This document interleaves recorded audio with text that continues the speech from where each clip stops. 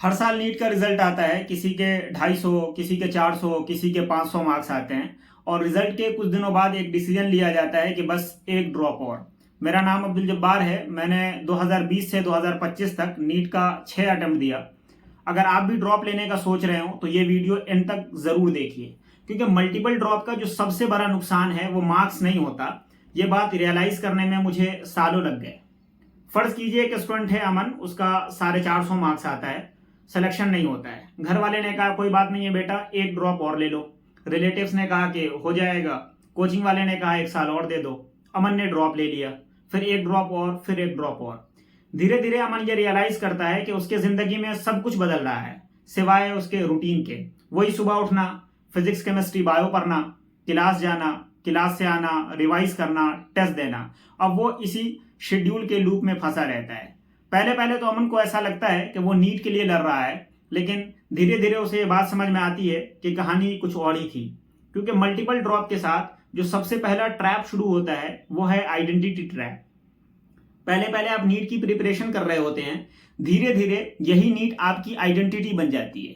क्योंकि आपके फैमिली, आपके फ्रेंड्स, आपके नेबर्स, आपके रिलेटिव सबको पता है कि आप नीट की प्रिपरेशन कर रहे हैं और कई सालों से कर रहे हैं। यही वजह है कि आप चाह करके भी इससे बाहर नहीं आ पाते। लेकिन असली प्रॉब्लम ये भी नहीं है। मल्टीपल ड्रॉप का जो सबसे बड़ा निगेटिव इंपैक्ट होता है वो है लर्निंग स्टैग्नेशन का। ये बात सुनने में थोड़ी अजीब लग सकती है, लेकिन आप सोचिए कि 1 साल, 2 साल, 3 साल और कभी कभी 4 और 5 साल से आप वापस वही फिजिक्स, केमिस्ट्री और बायोलॉजी पढ़ रहे होते हैं, वही टेस्ट दे रहे होते हैं, वही पीवाईक्यूज कर रहे होते हैं।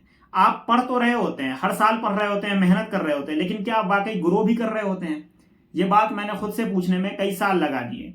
और इसी से एक प्रॉब्लम जन्म लेती है, वो है स्किल गैप का। आपके दोस्त ग्रेजुएशन कर रहे होते हैं, कोई अपना कम्युनिकेशन स्किल इंप्रूव कर रहा होता है, कोई कोडिंग सीख रहा होता है, कोई इंटर्नशिप कर रहा होता है, कोई अपना बिजनेस स्टार्ट कर रहा होता है, और आप वापस से उन्हीं चैप्टर को बार बार रिवाइज कर रहे होते हैं। मैं ये नहीं कहना चाह रहा हूं कि नीट की प्रिपरेशन करना गलत है। मैं सिर्फ ये कहना चाह रहा हूं कि लाइफ में ग्रोथ सिर्फ सिलेबस कंप्लीट करने का नाम नहीं है। और जब ये स्किल गैप बढ़ता है तो उसी के साथ एक नई प्रॉब्लम ईजाद होती है, वो है कंपैरिजन की। आप सोशल मीडिया खोलते हो, आप देखते हो कि आपका कोई फ्रेंड कॉलेज में है, कोई जॉब कर रहा है, हर कोई आपको आगे बढ़ता हुआ लाइफ में दिखता है, हर कोई ग्रो करता हुआ दिखता है। और आप रियलाइज करते हो कि आप आज भी वहीं खड़े हो जहां आज से 4 साल पहले खड़े हुए थे। यहीं से कंपैरिजन की शुरुआत होती है। और कंपैरिजन के साथ जो चीज आती है वो इससे भी ज्यादा डेंजरस है, वो है कॉन्फिडेंस लॉस। धीरे धीरे आप खुद के ऊपर डाउट करने लगते हो। आपको ये लगने लगता है कि मुझसे नहीं हो पाएगा, मैं लाइफ में बहुत पीछे रह गया, सब लोग आगे बढ़ गए हैं। फिर इसके बाद एंजाइटी, स्ट्रेस, लोनलीनेस, डिप्रेशंस और इस तरह की चीजें होती हैं। कभी कभी कुछ एक्सट्रीम केस में कुछ स्टूडेंट गलत स्टेप तक उठा लेते हैं।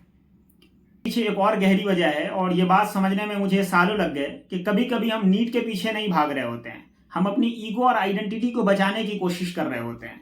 ये बात सुनने में थोड़ी हार्श लग सकती है, लेकिन आप एक बार खुद से पूछिए, क्या आप वाकई में डॉक्टर बनना चाहते हैं, या सिर्फ इस वजह से नीट पे बार बार ड्रॉप ले रहे हैं ताकि आप खुद को ये प्रूव कर सके कि आप फेलियर नहीं है?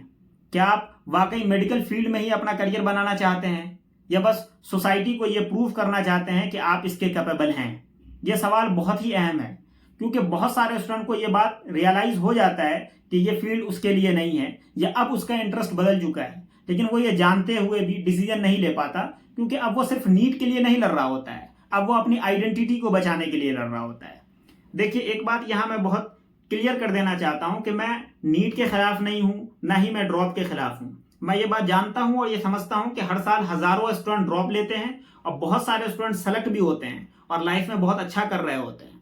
मेरा सिर्फ इतना कहना है कि आप कोई भी डिसीजन प्रेशर में नहीं लें, क्लैरिटी के साथ लें। क्योंकि प्रॉब्लम ड्रॉप में नहीं है, प्रॉब्लम नीट की प्रिपरेशन में नहीं है। ये प्रॉब्लम तब है जब आप सोसाइटी के प्रेशर में, स्टेटस के प्रेशर में, या खुद को प्रूव करने के लिए उस प्रेशर में आके डिसीजन ले लेते हैं।